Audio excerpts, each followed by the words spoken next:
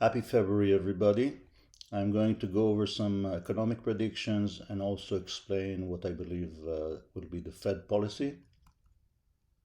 My November predictions came true.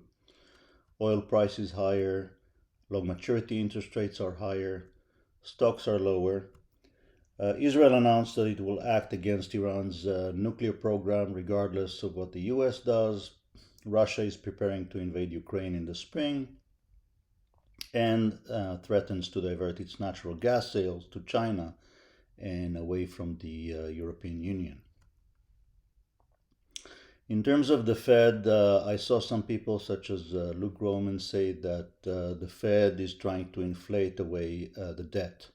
I don't think so. I think that the debt is the Treasury's problem, and that they work as one only in emergencies such as wars, pandemics, or banking crises. QE alone was effective in preventing the banking meltdown in the great financial crisis, but not in stimulating the economy. And QE combined with helicopter money was effective in stimulating the COVID economy, but created inflation. I think that the Fed is acting according to a very simple function. Their input is inflation and unemployment, and the output is interest rate. The response function changed in 2019 when the Fed decided to stop responding to predicting changes and instead respond to historical moving averages. The reason was that the predictions were bad and the Fed acted prematurely in the past.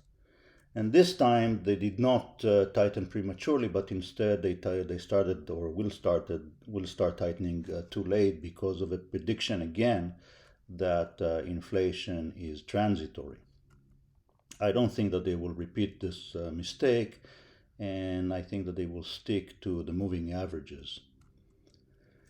And so what I think will happen is that they will continue tightening until the moving average of inflation goes under 3%, or until the moving average of unemployment increases above 6% approximately. So they will carry on. And so what I think they will do, given that my inflation forecast, I think that inflation will persist beyond the supply chain disruptions, and that's for two reasons. The first is that increased home prices will result in increased rent prices. And the second is that supply shortages increased the demand for workers, and that's increasing wages and then costs. And so I think inflation is going to remain elevated for the foreseeable future. And so the Fed, I think, has to quantitatively tighten to stop the speculative asset bubbles in stocks and real estate, and also to prevent the US dollar from crashing and causing even more inflation.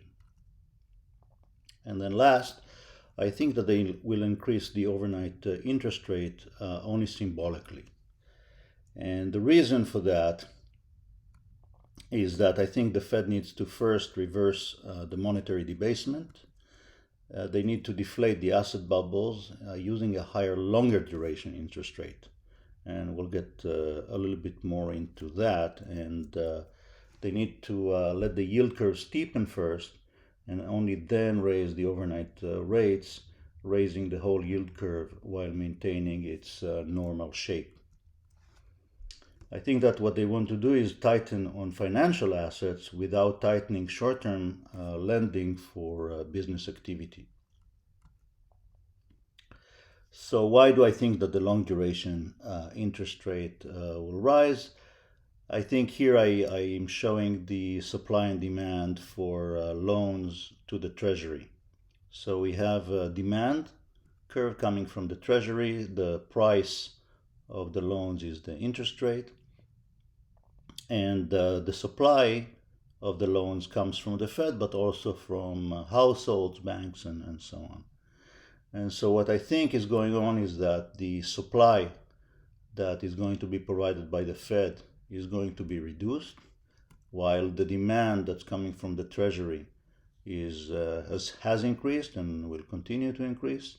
And as a result of that, the interest rate on long-term treasuries is going to be increased.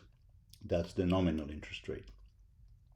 And so what will happen is that in order to keep the short-term interest rate low without quantitative easing, the Fed will have to focus its monetary operations on the short end of the curve and let the long end of the curve rise.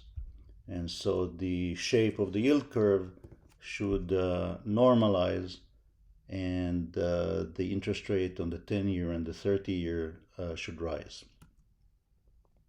And then the next question is what happens to the real interest rate?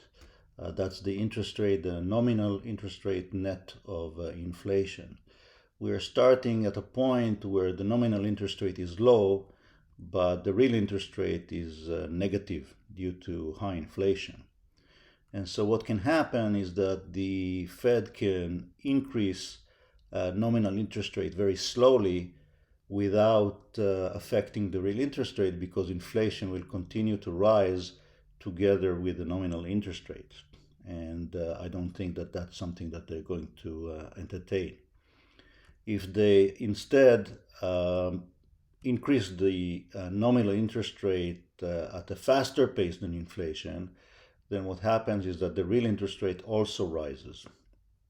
And then if they go too fast or too high, then what happens is that the economy is going to crash, and then they will have to go back to a low nominal interest rate. So they have a balancing act that they need to pursue. And what I think is they're going to do is that they're going to try to maintain a negative real interest rate on the short end of the curve for business activity, and they're going to try to create a positive real interest rate on the longer end of the curve in order to discourage asset bubbles.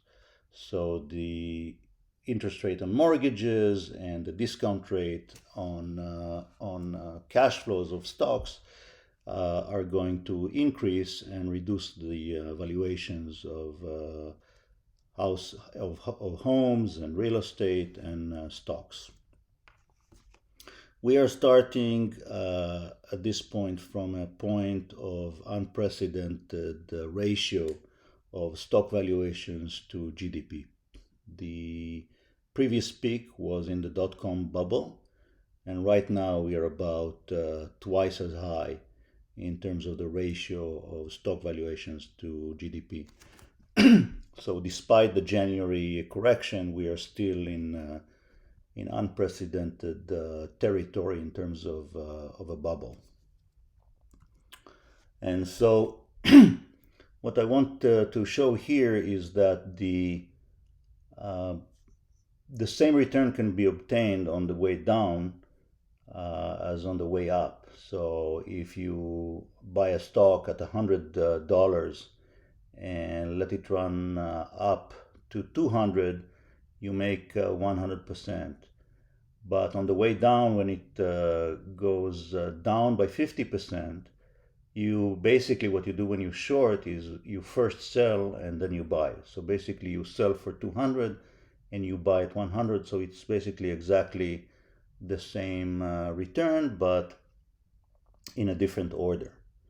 And the reason I mention it is that I do agree with many people like Lynn Alden that value will do better than growth, but that doesn't mean that value will do well. So both can go down, and probably growth will go down more than value. And so my conclusion is that the best opportunity is in shorting the high flyers. And as an example, I've been short ARK since November, and it's down 50% since then. So it's kind of a partial proof that this is the trade that has been working in the recent environment. And so with that, just want to remind you that this is not financial advice. This is just for entertainment and educational purposes. Thank you.